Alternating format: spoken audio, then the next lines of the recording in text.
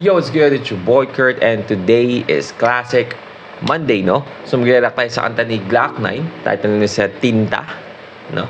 Alam ko marami sa inyo napakinggan ng kantang to, pero gusto ko lang i-share sa inyo na isa to sa mga pinakapaborito kong kanta ni Glock 9, no? Ito yata yung isa sa mga dahilan kung bakit nahilig ako sa rap na music. Itong kantang to mismo, Tinta, and also nahilig akong gumawa ng kanta mismo, sarili ko, no? So yeah, I mean, matagal-tagal na rin simula nung huli ko siya napakinggan, no? Dati parang halos, siya no? Unlimited repeat siya sa unlimited repeat siya sa playlist ko, no? Pero syempre, of course, matagal-tagal na rin simula nung napakinggan ko siya ng ulit, no? But yeah, again, this is a Classic Monday, no? So, tingnan natin kung itong kantang to pag nilabas ba ngayon, magiging kasing meaningful or patok pa rin ba sa mga nalabas siya noon, no? So,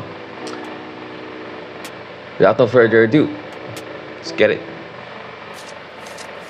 Pwedeng asul, pwedeng itim, pwedeng pula, pwedeng iba ang mahalagay. Kung ano ang maiintindihan nila, sila na siyang makikinig at kakabisado ng kanta. Ngayon sabihin mo sa akin, paano mo ginamit ang tinta?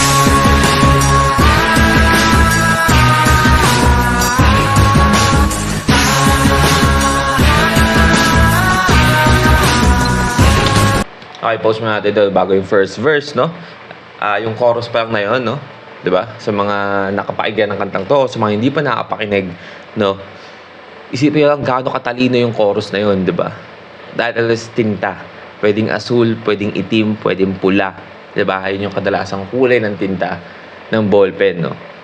Napaka talino nung pagkakaisip ng konsepto tsaka nung chorus, kasi parang nakadepende kung paano mo gagamitin yung tinta, di ba? Kasi maraming nagagamit sa napakaraming bagay, di ba?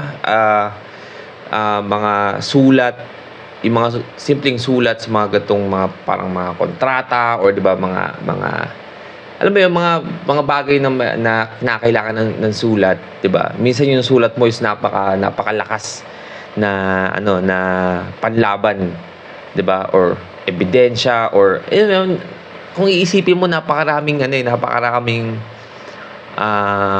meaningful na pwedeng ibigay sa'yo ng isang bagay lang ng tinta, no? I mean, pagsusulat ng kanta, like ito, di ba? Or yung mga iba na nagdo-drawing or gumagawa ng novel, di ba? Ilalagay na, isusulat nila yun muna sa scratch, di ba? Napakatalino ng chorus na yun. Kasi itim, asul, pwedeng itim, pwedeng pula, 'di ba? Kasi may iba-ibang gamit 'yun 'di ba? May mga bagay na hindi mo pwedeng gamitan ng ibang kulay. Right?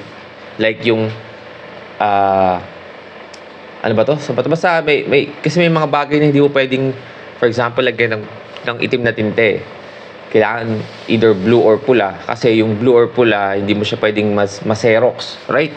Kasi pag sinerox mo siya, itim yung lalabas. Right? So, mas prepared nila yung ganung kulay para malaman mo kung totoo ba yung signature or hindi siya parang, alam mo yun, pinotocopy lang. So, mga ganun mga bagay, no? Yeah. Nagsimula ang lahat ng aking mahawakan ng papel at panulat habang ako'y tinuturuan ni nanay habang siya'y naglalaban ng damit sa poso. Paulit-ulit isinusulat at dapat diretso ang mga letra na parang petsa sa kalendaryo. Magbasa ng aklat kung minsan na may kumit sa dyaryo. Nang sa galing mapalawak ang aking bokabularyo at hindi invento na parang gamot ng albularyo. Nag-aral, isa, dalawa, tatlong baitang sa elementarya. Natapos sa ika-anim, ngunit walang medalya nakasabit sa aking leeg. Kung hindi sa pagkitang dala-dala ni tatay. Pagkatapos ng mamasada, lumipas sa mga taon, sinubukang lumikha mga salitang magkatugma na ang tawag ay tula.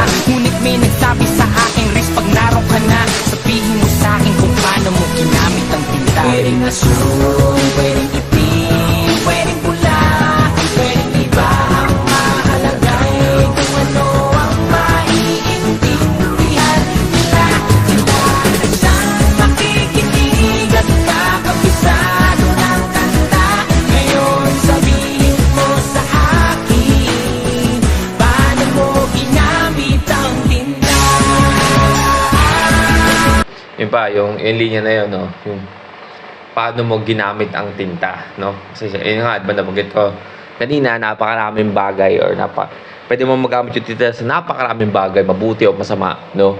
Pwede mo magamit yung tinta. And gusto ko yung storytelling talaga. Isa yung sa mga pinaka-na-amaze ako dito sa kantang to, yung storytelling ng simula bata siya hanggang yung, alam mo yun, yung may pinatutunguhan yung verse niya, yung kwento mismo is nagpo-progress, 'di ba? And at the same time nagra-rhyme, nag-make sense, 'di ba? Hindi siya paligoy-ligoy para lang mag-rhyme yung mga salita para makapunta siya sa punto na gusto niya sabihin, right?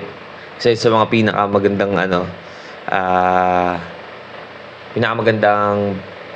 style ni Glock 9 sa paggawa ng kanta na sobrang na-amaze talaga ako.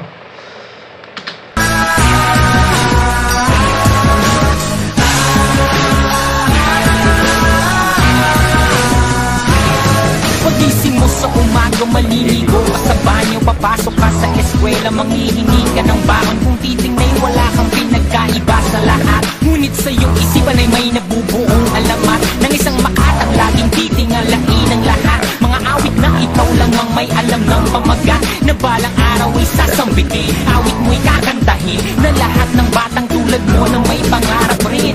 Ngunit ngayon'y nagsisimula ka pa lang, di mo hahayaang pigilan ng iyong bawat hakbang. Kahit na ito'y mabagal na parang nakasaklay, ang mga pangarap mo isang sanggata mong taglay. At walang makakapigil, kahit minsan ay parang wala ka ng maayos na lupang pwedeng lakaran. Ngunit pagdating ng araw at naroon ka na, sabihin mo sa'kin kung paano mo ginamit ang tinta. Pwedeng asul, pwedeng itim, pwedeng pula, pwedeng iba ang mahalagay.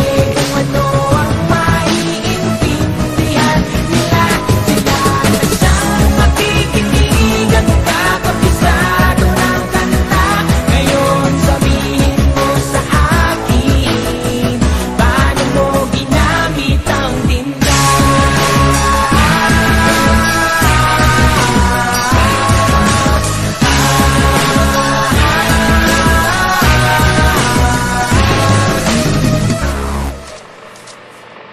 Nice. Alright, well again, that's Glock 9 Tinta. Man, tayo na. Para sa akin, isa talaga ito sa masabi kong masterpiece, no? Na nakanta ni Glock 9. Pero this is classic Monday, no? So, sa tingin nyo ba, pag ito nilabas nung kantang to is may patok pa rin ba? Katulad nung panahon na nilabas to? I feel like, oo, no? I feel like magiging kasing meaningful rin siya. Kasi kung paano ko nasabi, I mean, let's be honest, mas marami ng flow ngayon, no, na makabago, di ba?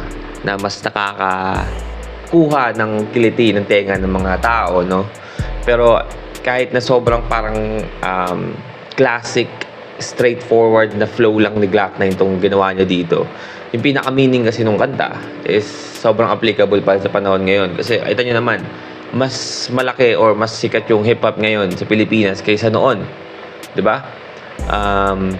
Kasi nung nilabas to ni Glock 9, parang ang dami pang mas sikat na genre like rock or like pa-emo na music, no? Mas sikat yung yung mga banda na grupo kaysa sa mga rapper noon, right?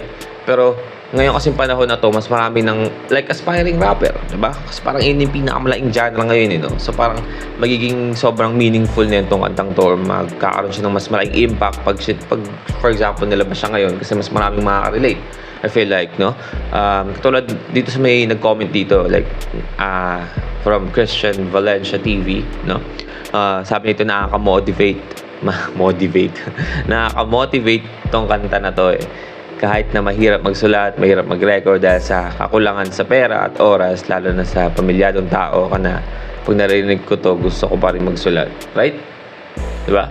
No? So, I feel like, I feel like pag nilabas niya tong kantang to, for example, ngayong panahon na to, I feel like same impact pa rin, no? Ganoon siya ka-masterpiece, no? Alam mo kung bias lang ako kasi isa sa mga pinakaunang kanta na napainggan ko, na na-inspire ako magsulat or mahilig sa rap, pero it is what it is.